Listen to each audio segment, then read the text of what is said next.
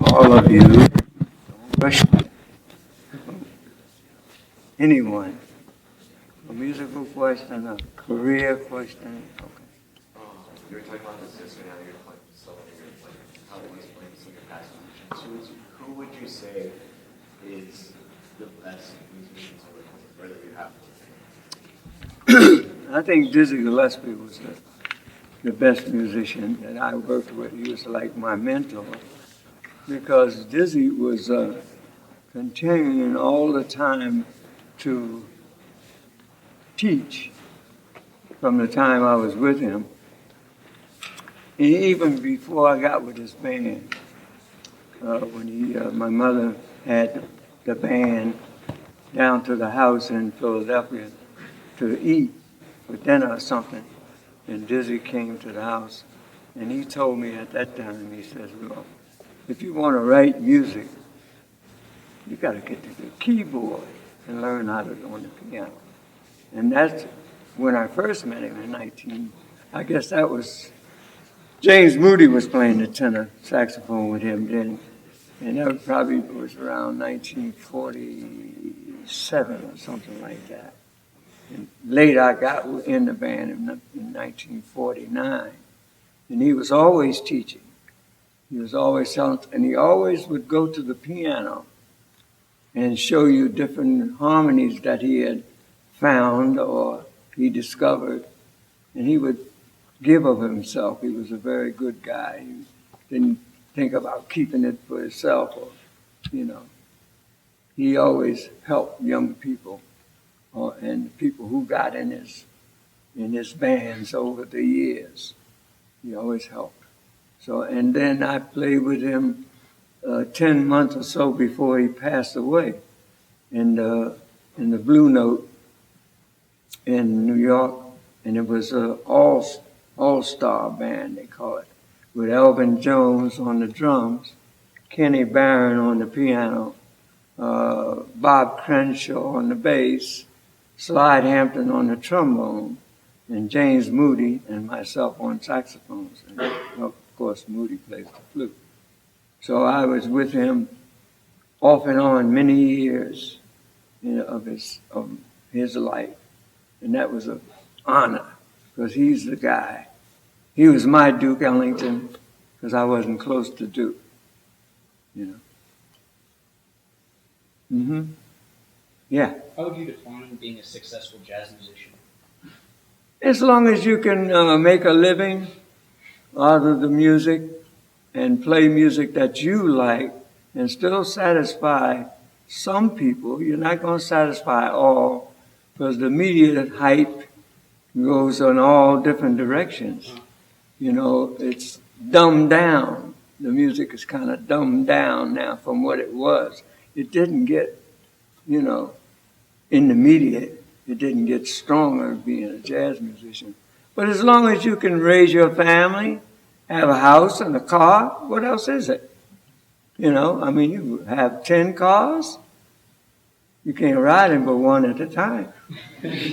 So Reggie Jackson had a garage full of cars, about 10, and the garage caught on fire and burned up all his cars.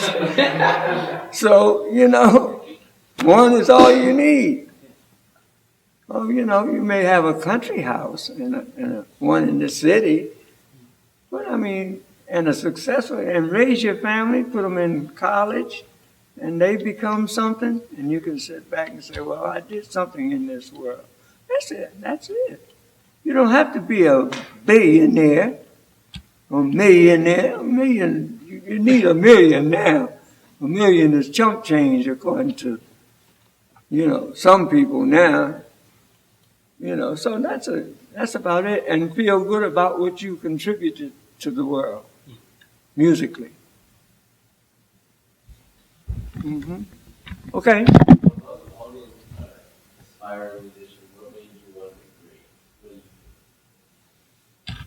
Well, I had a family that was musically inclined.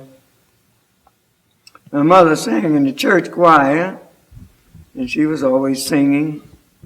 My father was an auto mechanic, He worked on cars, but he played the clarinet on the weekends for a marching band in Philadelphia.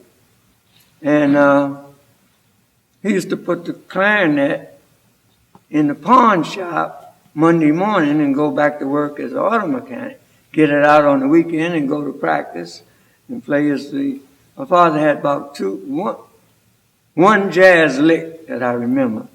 Da da da da da da da da da da da da da. That's all. Da da da da da da da da da da da da.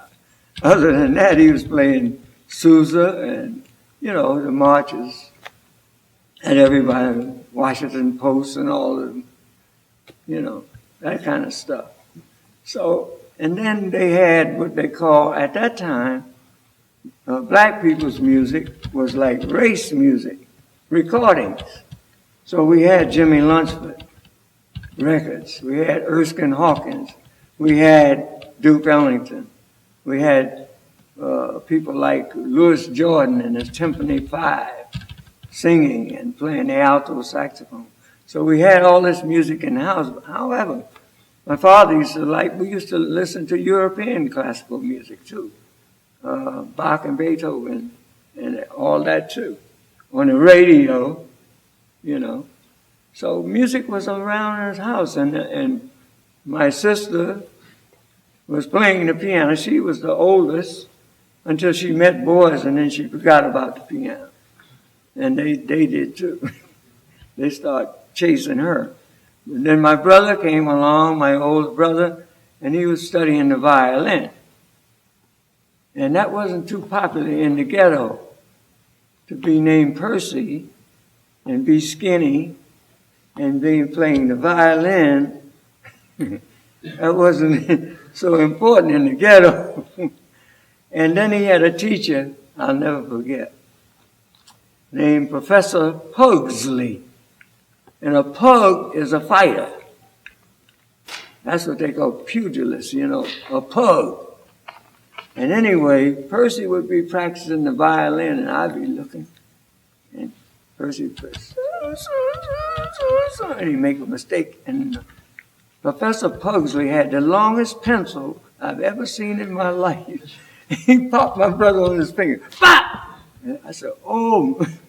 So when my father said, Jimmy, would you like to play? I said, not the violin. I said, I want to play the saxophone. Because I had heard Johnny Hodges and Benny Carter and those people like that, and I wanted to play the alto saxophone. So my father bought me the alto saxophone.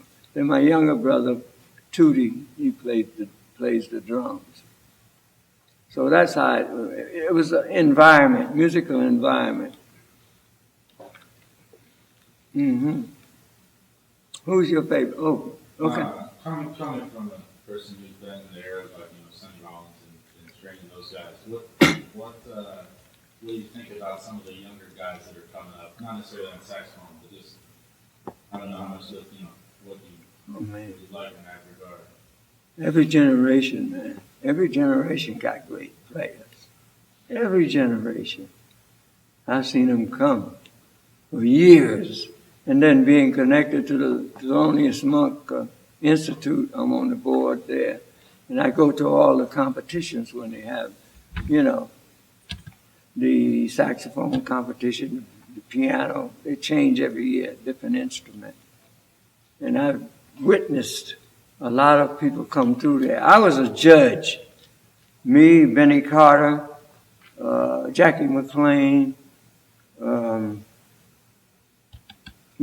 Marsalis was the young guy on the panel at that time.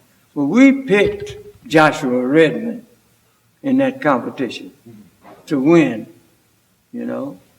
because we found that he was a little more creative and played a little different than some of the others in the competition. So now there are younger people than Joshua. He's a middle-aged guy now. And there are young ones coming every generation. Here comes someone else that's got extremely talented. You got some right in here, very talented people with you guys. Mm-hmm. Yeah. Could you say a few words about three tenor saxophone players, Coleman Hawkins, Ben Webster, and Lester Young? Those three tenors that you mentioned are the first great improvisers that Coltrane, Sonny Rollins, and myself, we all listened to those guys. You left one out, Don Bias. He was exceptional. Okay, now Lester Young, my brother Tootie, the drummer, he played with Lester, and I know Lester. I knew Lester Young. He was extremely creative. He had his own language and everything. When he spoke, he would say 8.5 of chimes. And what is that? 1:30. And he always give you a ding dong when he read ding dong, and he walk away. It's over. They wrote a book about Lester, his language, his literary language, and he had his own language on the saxophone. He had the only way he held the saxophone different than everybody.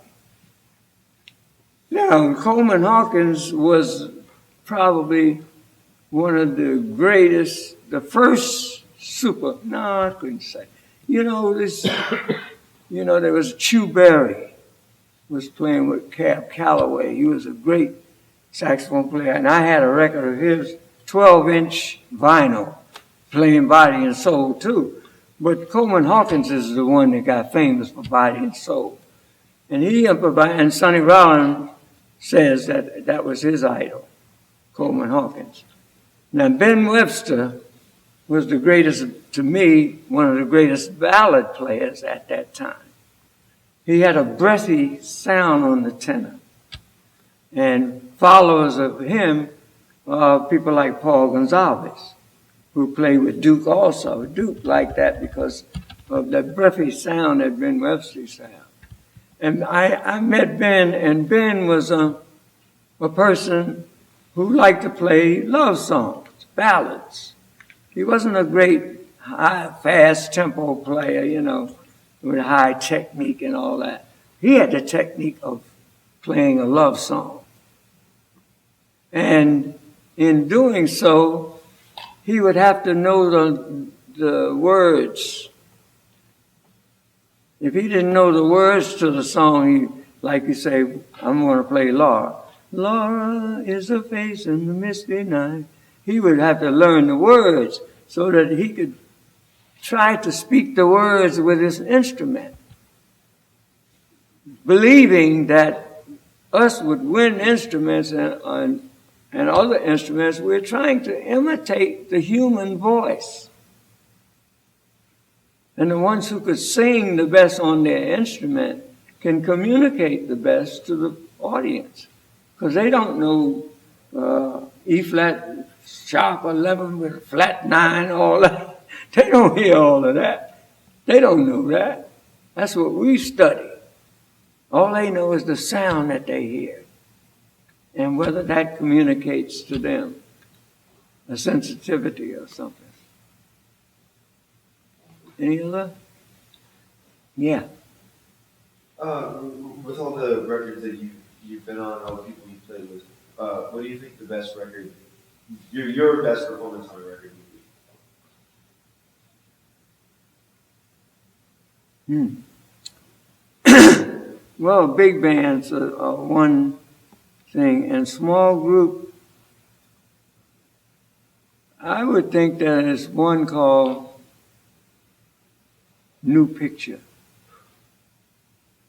It was Tommy Flanagan, guitarist Tony Perrone, Al Foster on the drums, and Rufus Reed, I think. And that's one of them. And there's another one too. I made one record with the piano, bass, and drums, and that was Billy Higgins, Barry Harris, and Sam Jones. And that one's called A Picture of Heath. they just put that one out again, a reissue. That one was made, because usually on my records I'd have a guitar player with me too, instead of just the piano as a quartet. Now, most of the tenor players like Sonny Rollins, they made most of their records with just a quartet. Coltrane, they made most of their records with just a quartet, piano, bass, and drums, and them. But I love all the instruments. I love the French horns. I love the cello. I made records with cello, French horn. I've made records with big bands, tentets, sextets, quintets, tenor and trombone, me and Slide Hampton, or me and Curtis Fuller, or sextet with Nat Adderley and Wynton Kelly and all that, you know what I mean? So I like all the other instruments. You don't have to be an egomaniac, but, I wasn't just concentrating on me and the rhythm section all the time. So that's why I made different types of records. I like playing with Kenny Dorham, trumpet player. I thought he was the romantic ballad writer of the bebop generation. I got a lot of his songs I could play.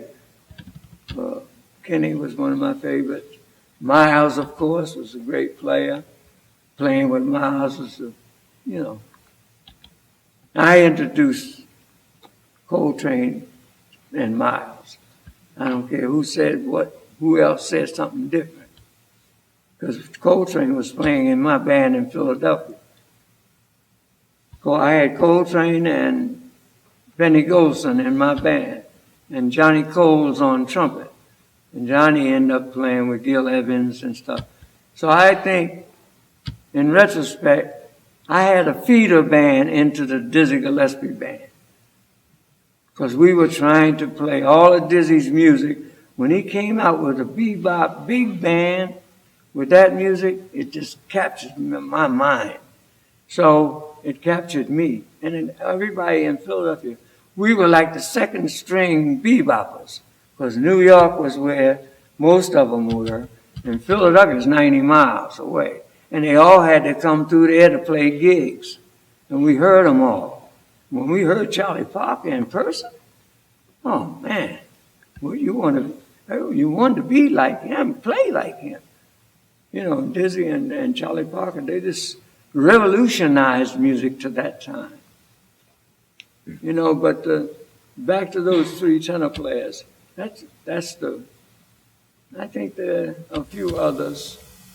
But Don Byas went to Europe so early. But he had a hit record playing a ballad called Candy on the jukebox way before he went. And he played with Dizzy way before he went to Europe to live. He lived in Holland.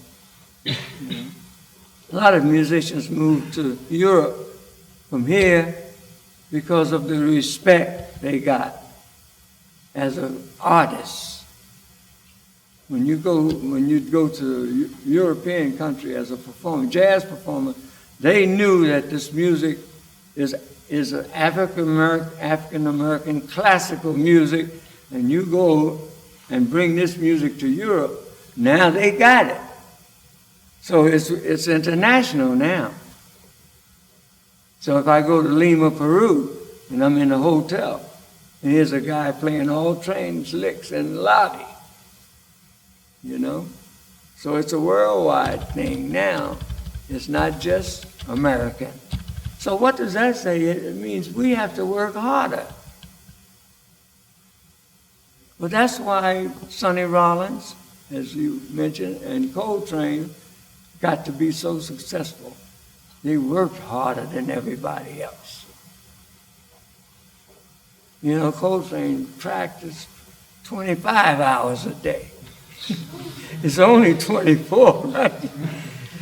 And when we were in a hotel in San Francisco, and Train was practicing in the hotel, of course, in his room, and somebody calls on it, hey, tell that guy to stop all that noise with that music, that saxophone up there.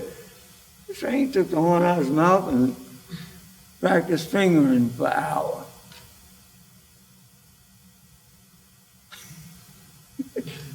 I'm watching Willie Mays. I'm watching sports. I asked Trey one time, I said, man, Willie Mays hit 3 home runs today, man. He said, who's Willie Mays, Jim? He wasn't into sports, man. He let that go. He was into a mission of practicing and music every day, all day. Sonny Rollins is exactly the same. They just gave their lives, but Sonny did the follow baseball. And we call Sonny Nuke. That's his nickname because he has a nose like Don Newcomb that used to pitch for the Dodgers. So everybody in jazz calls, hey, Nuke, Sonny Rollins. And he's got a picture, I got it too, of him and Don Newcomb together. They both got that funny nose. 2 Nukes. Yeah. Well, what is it like working with younger musicians as opposed to other musicians just saying, hey, you musicians who are middle-aged? Working with young musicians is always a challenge because they're going to always, it's like teaching. Teaching is learning, you know. If you're a teacher, if I said to my students when I was teaching at Queens College, I said, okay, we're going to play blues in 12 keys. You got to play around the chromatic scale. Then I say, wait a minute. I haven't done this in a long time. I better go home and practice playing it myself in 12 keys. C sharp, wait a minute. F sharp, whoa. So you have to, when you're teaching, you're learning. And being around young people, they ask you questions and challenge you. And because they're anxious to know. They want to know what's happening. And as far as the bass players, I worked with Slam Stewart. And he was the first guy to hum and play at the same time that I remember. And then here comes other guys, that Paul Chambers and them that did it later. Play the licks and then play them on the bass and sing along with it. You know, I work with Ron Carter, my brother Percy, you know, a lot of different, Rufus Reed, Buster Williams, all of them. So over the time, so being Sam Jones to me was one of the greatest walking bass players. I had him in a group. I went to Europe with Curtis Fuller on trombone and Billy Higgins on drums and Stanley Cowell on the piano. And that was when really Sam Jones, I think he could walk through hell and back. Wherever he is, he can come back, still walking. The difference in him and my brother Percy was working with the Modern Jazz Quartet for 40 years or something like that. And he got to be a little, you know, he's my older brother too. You know, so he's a take charge guy in the family. And he'd tell me, all right, James, that's long enough. I play about 4 choruses or 5 choruses. Hey, man, that's long enough. I say, man, when I'm playing with Sam Jones, he don't tell me that I got to stop, man. What's wrong with you? So we get in an argument. My older brother going to tell me to stop because he's been playing with the MJQ. And they swing for about 2 choruses, and then they go into Bach and Beethoven and stop swinging. So there was a difference. But Percy, at the time before, Miles asked me once, hey, what's happening? John Lewis messed your brother Percy up. Can he still play? Because John Lewis had the music written, the MJQ, and it would stop and start and go into different grooves and different modes, you know. So With the rhythm section, I think one of the greatest rhythm sections was Billy Higgins was a drummer who didn't play loud, but he had everybody in the place shaking their head. He had such an even groove and a beat that it was captivating. And it wasn't loud. Some of the drummers get real loud, and they can wipe you out if you're a horn player. They can bash you right off the stage if they want. I played with Elvin a couple times. Elvin was kind of super strong drummer, but he was very, he didn't give you one all the time. He may come in on the second beat, ding, ding, ding, ding, bash, ding, ding, ding, ding. You're waiting for one, you're in trouble. So you have to get your own time, practice your solos and all that stuff individually, without the drums and the bass and everything. That's a support system, but you got to try to play in rhythm by yourself. Any other questions? What is your process? You've written like more than 130 compositions. Yeah. Do you write when you're inspired? Do you sit down every day? What is your compositional process? Well, it comes in different ways. I think if you get a melodic statement in mind, you got to get it down before it gets away from you, because it leaves. You get a nice melodic idea, go to the piano and figure out. You can write a song without harmony, just a freestanding melody, and put harmony to it later. You can write a song from a melodic pattern already given. You can write songs, there's so many mathematically, there's so many different ways. I studied with Professor Rudolf Schramm from Leipzig, Germany, at Carnegie Hall for about 2 years. He was an advocate of the Schillinger system of music. You ever seen the books by Schillinger? You seen them? Mathematics. Everything is mathematics. See, because if you take like a song like Giant Steps from Coltrane, there's a mathematical pattern to the song, from the tonic to the minor third to the fourth, and and then things like that. 2-5-1 progression. 1-6-2-5 is like I got rhythm changes. So there's a lot of mathematics involved. So it's different. I think the most flexible way, if you write a melodic a statement of 2 bars or something like that, and it's not too complicated, you have more possibilities of harmonizing that on different chords. You know what I mean? So that is the best way, freestanding melody. My teacher would say, in every melody that's remembered, there's a boss note. You have to have a boss note. That's the long note. So if you say, da da da da da da da da da da da da da, that's the long note in that phrase.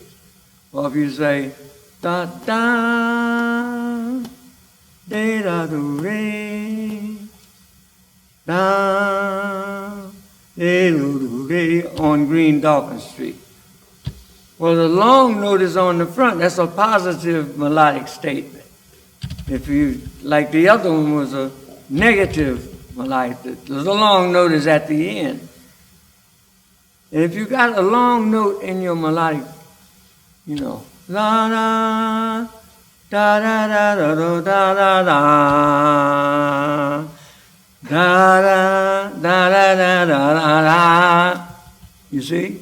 And you got a long note and some short notes. The short notes are the workers for the boss. You get to the boss note. Bebop melodies got so complicated, eighth notes and very fast. That's why, the general public they didn't get to bebop as fast as the musicians did. They may be getting to some of it now, and some of it they never will. The general public, they don't hear all of that, all those notes. Guy told me one time, we listened to that train in the showboat in Philadelphia. He said, man, what's the matter with that guy? Sound like he's practicing all the time. You see? He's saying, hey, that guy, McCoy, went to school with me. He don't let him play nothing. He just keep playing and keep playing. And McCoy stopped and let train play 15 minutes by itself. So it's different strokes for different folks. But you really have to, as a composer, everybody, you can find a statement.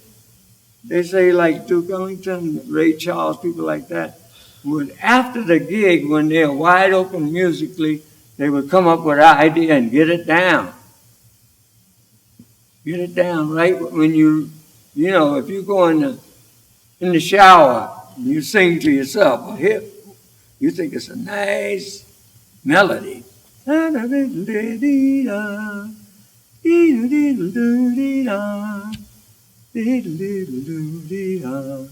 come out and write it down, and then you got that.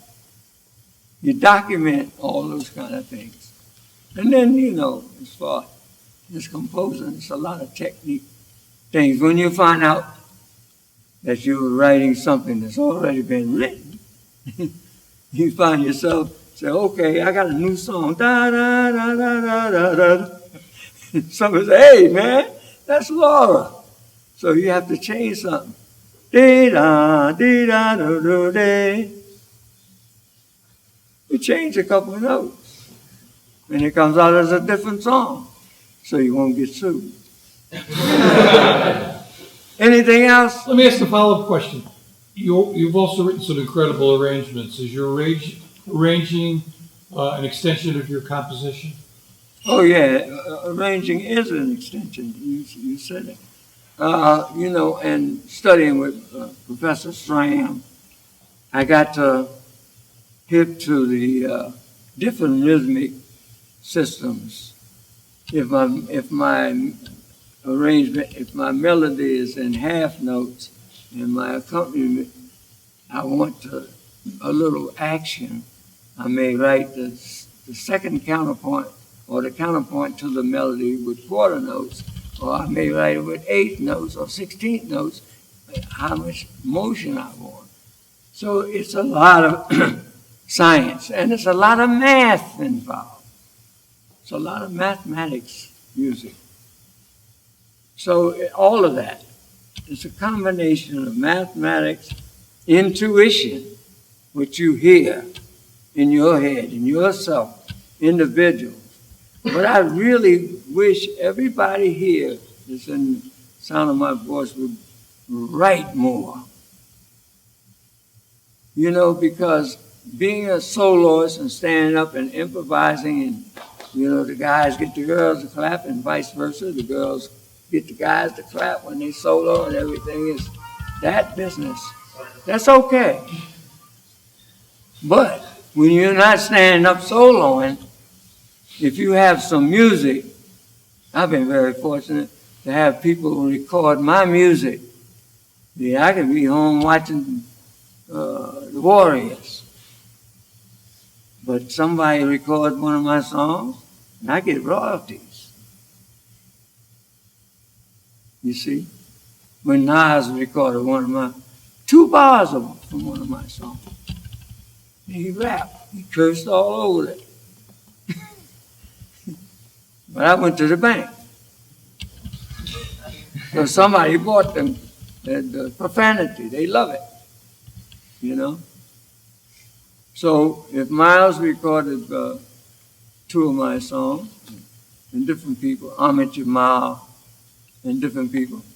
It's always good, man. It's also very rewarding to your psyche that you got somebody that, somebody liked my song good enough to record.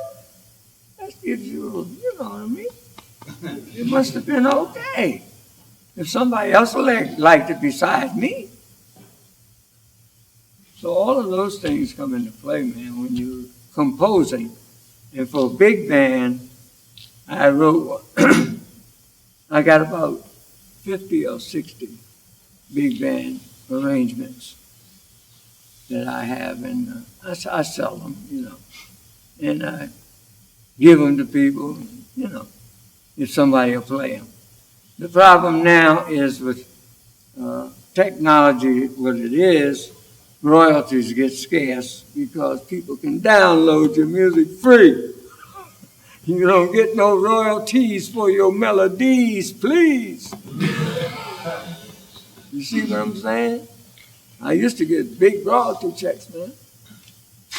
And they start to dwindle, you know. Anything else?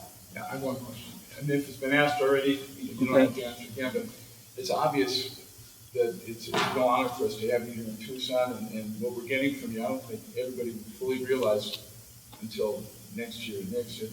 What you're giving us, I think, is beyond words. What do you get from this? Because you're taking so much of your time, and I know we're not compensating even close to what you're worth, or even what you would ask for today. Well, I get the pleasure out of being an old guy that's been around for years and years and watching young people.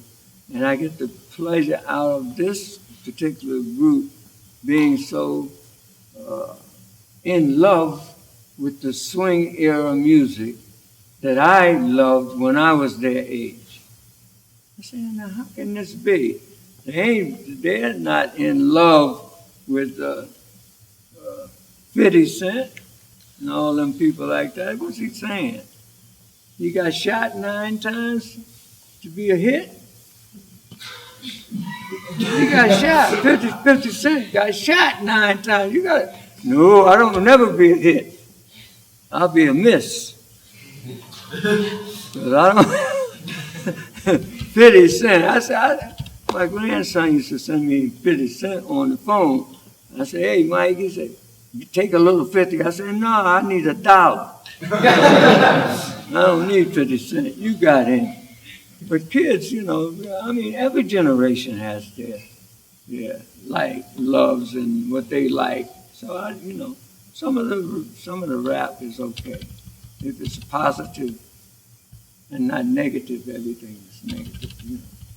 But I get the pleasure out of being here in Tucson for the last couple of days and listening to people play the music the way they with such sincerity, and it's seemingly, I know it's love because they're having fun with it. It's a love thing. You love it. You got in love. Once you fall in love with music and your instrument, it's forever. That never goes away. Even if you can't play anymore. Like we was talking about, my friend, I talk to him all the time, Sonny Rollins. We're very close. I remember he's younger than I am. So I remember when Sonny Rollins was 17 and 18. He was playing saxophone like, oof. Sonny Rollins is one of the greatest rhythmic players in the history of the saxophone. And you asked him on an interview, what do you think? He says, what do you think of Sonny when you get a new song? I think about the rhythm first. That's how he sounds, right? I call him up. Hey, Newt, it's something we started talking about way back, different stuff. But Sonny is, and Coltrane was my other friend who he was just practicing crazy. But, you know, to me, all of the calisthenics and all this fast stuff and all that, to me, Coltrane playing a ballad album is the most touching to me. When he plays a love song, the way he could play in the high register with such tenderness, not howling up there. Illinois Jacket or somebody, wow, whoa, when he go up in the high register, they be screaming. They go up there to scream to get attention. Coltrane's high register playing was never offensive. It was, this captures you like ethereal. It was like heavenly. So each guy, each person had a different quality that I was around. Don Bias was, he had the wonderful sound on the tenor. Charlie Parker, being around Charlie Parker was like being around God. You say, this guy's a God. He must have came from heaven. How did you play like that? Charlie Parker could play. I've been around Bird and play in person, and he played for 15 minutes and don't play the same thing nowhere. Just keep creating. So you got to be really work hard to get to that. Dizzy was the same way. When you're improvising, one cue, don't give it all up in the first chorus. Ease into it. And then try to get a climax with your playing before you get out. If you got 2 choruses to play, ease into the first chorus. And then build it up. You can build it up in octaves. You can build it up with more notes. You can do different things to make a climax, because everybody looks for that. And you finally get to that climax, and then you take a break. Like Cannonball had a song, he said he was playing something, and then he ended up, he was done then. The climax is reached, and you can take a rest. Because everything is about energy and rest. Music is that. That's why the long note is important, because it gives you a chance to rest.